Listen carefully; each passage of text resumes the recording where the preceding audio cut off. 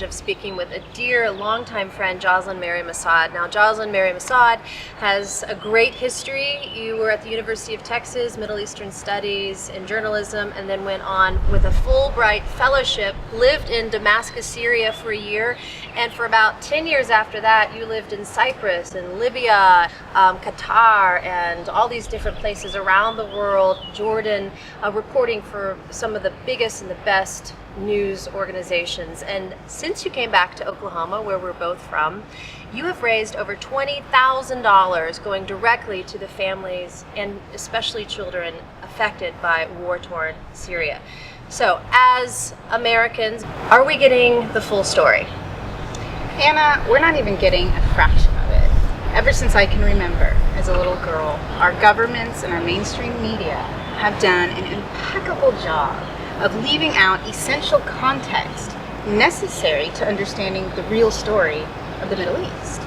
As I was watching and listening to the powers that be try to even convince me that I'm the evil of it. So I guess in a sense I wanted to test this theory out for myself.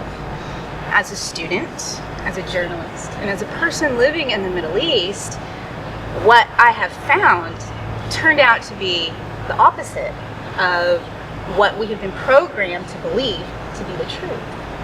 And the best example that I can give of that is when it comes to Syria and her people. During my time in Syria, countless families welcomed me with open arms, showered me with love and kindness and a level of hospitality I've never known before. But what amazes me the most is the warmth that the Syrian people showed me in times of peace remained unscathed and still remains today unscathed in times of war. Anna, these are giving people. It's part of who they are, right down to their soul.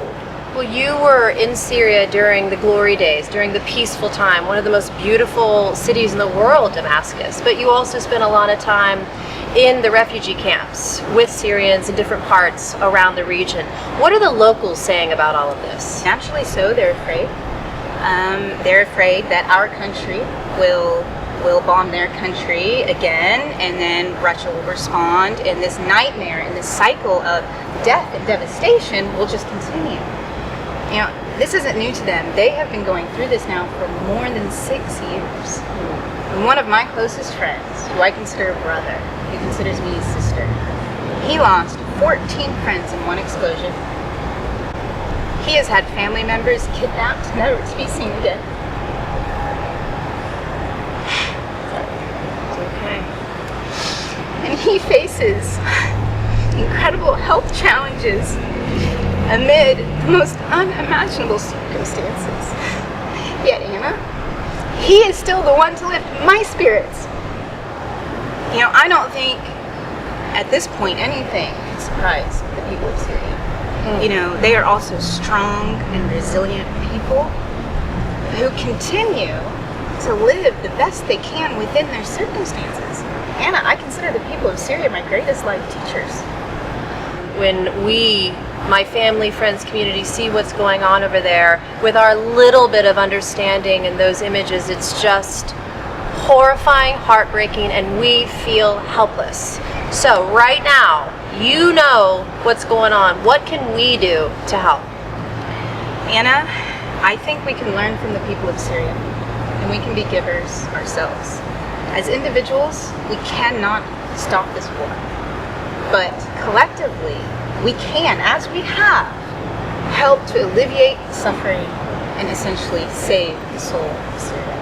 Our grassroots efforts here, which began when you and I co-hosted a yoga fundraiser in the fall of 2015, we raised $600, has now grown into a global effort that has brought, as you said, around $20,000 directly to aid those children and families that are affected by what's happening in Syria. Well, I've witnessed you have not taken a dollar, not a cent. It goes directly to them, and it helps to go buy books for the kids, food, clothing. Well, right now, And we've, You have specific families, right? yes, there's been several different missions that we've been working on. Right now, any donations that anyone would want to contribute will go to directly assist Save the Children's efforts in Aleppo, In Aleppo, okay. where they're still trying to raise millions to help with the devastation. Okay, Right, so we're collecting donations right now through PayPal. The address is paypal.me/SaveSyriaSoul. Save Syria's soul. Save Syria's Soul.